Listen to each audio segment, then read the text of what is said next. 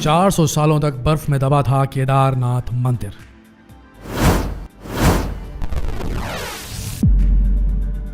दोस्तों, केदारनाथ मंदिर की एक ऐसी हकीकत सामने आई जिससे कम लोग ही वाकिफ होंगे। दरअसल 13वीं से 17वीं शताब्दी तक यानी 400 साल तक एक लिटिल आइस एज यानी कि छोटा हिमयुग आया था, जिसमें हिमालय का एक बड़ा इलाका बर्फ के नीचे दब गया था। केदारनाथ मंदिर भी उसी इलाके में मौजूद था जो पूरी तरह बर्फ से ढक गया था। वैज्ञानिकों के मुताबिक केदारनाथ मंदिर 400 सालों तक बर्फ के नीचे दबा था, लेकिन फिर भी उसे कुछ नहीं हुआ। इसीलिए जियोलॉजिस्ट और वैज्ञानिक इस बात से हैरान नहीं है कि 2013 में आए भयंकर जल प्रलय में भी केदारनाथ मंदिर बच गया। वो कौन सी वजह थी कि 400 साल बर्फ में दबे रहने के बावजूद भगवान भोले के इस मंदिर को कोई नुकसान नहीं पहुंचा?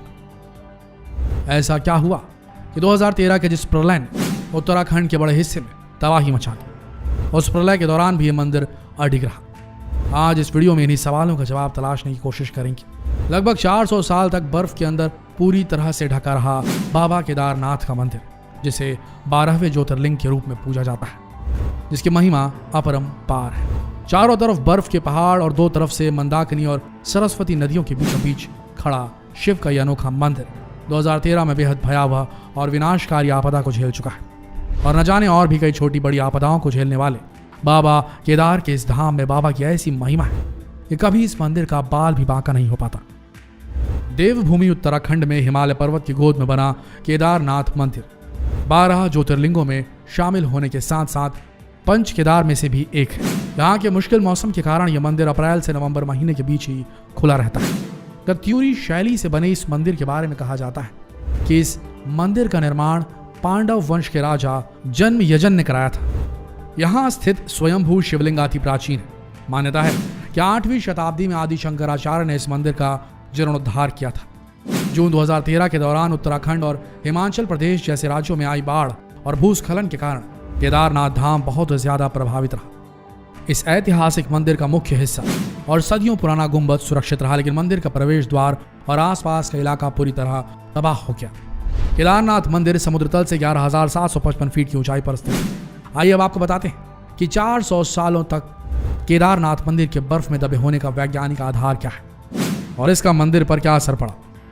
देहरादून के वाडिया इंस्टीट्यूट के हिमालयन जियोलॉजी वैज्ञानिक विजय जोशी का मानना है कि 400 साल तक केदारनाथ के बर्फ में दबे होने के बावजूद यह मंदिर सुरक्षित रहा, लेकिन जब बर्फ पीछे हटी तो मंदिर के भीतर अपने निशान छोड़ गई। मंदिर की दीवारों पर पीली रेखाएं जो इस इलाके में हिम नदी की गतिविधियों की ओर इशारा करती हैं। वैज्ञानिकों ने इन्हीं निशानों की स्टडी की, जिसके बाद वे इस नतीजे पर पहुंचे केदारनाथ मंदिर 400 साल तक बर्फ में दबा रहा। जियोलॉजी वैज्ञानिक विजय जोशी कहते हैं कि 13वीं से 17वीं शताब्दी तक यानी 400 साल तक एक छोटा हिमयुग आया था, जिसमें हिमालय का एक बड़ा हिस्सा बर्फ के अंदर दब गया।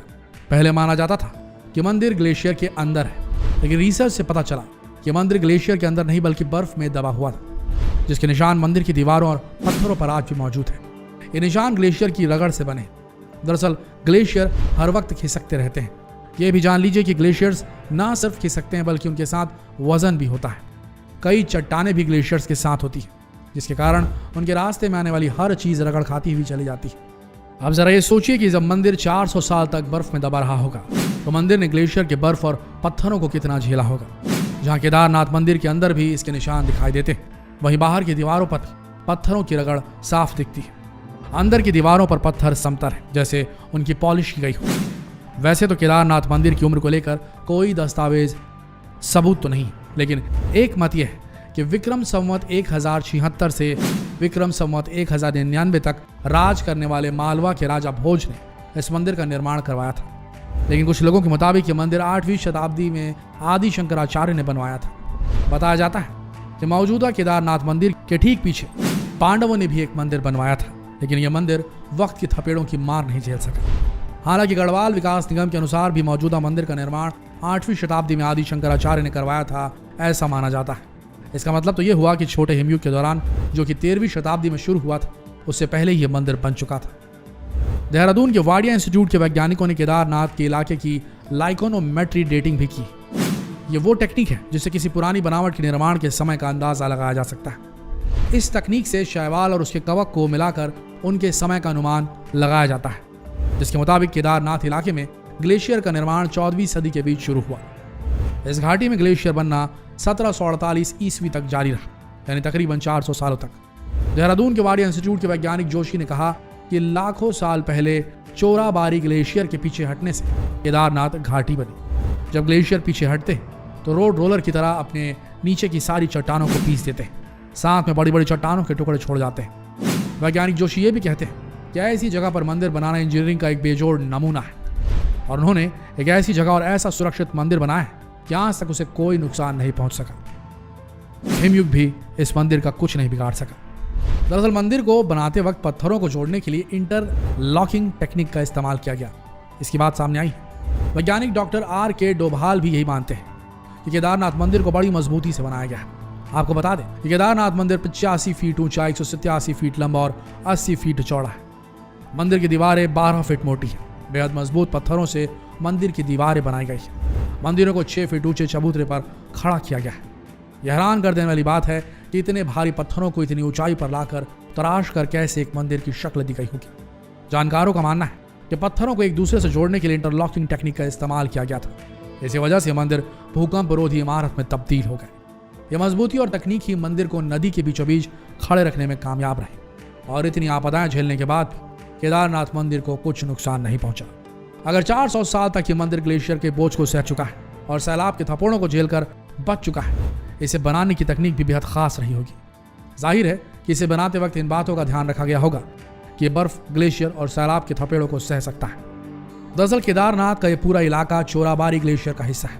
यह पूरा इलाका यानी केदारनाथ धाम और केदारनाथ मंदिर 3 तरफ से पहाड़ों से घिरा है। एक तरफ है करीब 22,000 फीट ऊंचा केदारनाथ, दूसरी तरफ है 21,600 फीट ऊंचा खर्चकुंड और तीसरी तरफ है 22,700 फीट ऊंचा भरतकुंड। न सिर्फ 3 पहाड़ बल्कि 5 नदियों का संगम भी यहाँ है। मंदाकिनी, मधुगंगा, शीरगंगा, सरस्वती और स्वर्णतरी। वैसे इसमें से कई नदियों को काल्पनिक ही माना जाता है, लेकिन यहाँ इस इलाके में मंदाकिनी का राज है, यानी सर्दियों में भारी बर्फ और बरसात में जबरदस्त पानी। जब इस मंदिर की नींव रखी गई होगी तब भी शिव भाव का ध्यान रखा गया होगा। शिव जहाँ रक्षक है वहीं शिव विनाशक भी है, इसलिए शिव की आराधना के स्थल को खास तौर पर बनाया गया ताकि वो रक्षा भी कर सके और विनाश भी झेल सके। तो दोस्तों, शिव के धाम केदारनाथ से जुड़े ये रहस्य आपको कैसे लगे कमेंट करके जरूर बताइए, और इस बेहद दिलचस्प वीडियो को शेयर करना ना भूले फेसबुक पर, व्हाट्सएप पर, यूट्यूब पर, ताकि केदारनाथ की जानकारी सब तक पहुंच सके। मिलते हैं अगले वीडियो में, तब तक के लिए आप सबका इस वीडियो के अंत तक बने रहने के लिए दिल से धन्यवाद।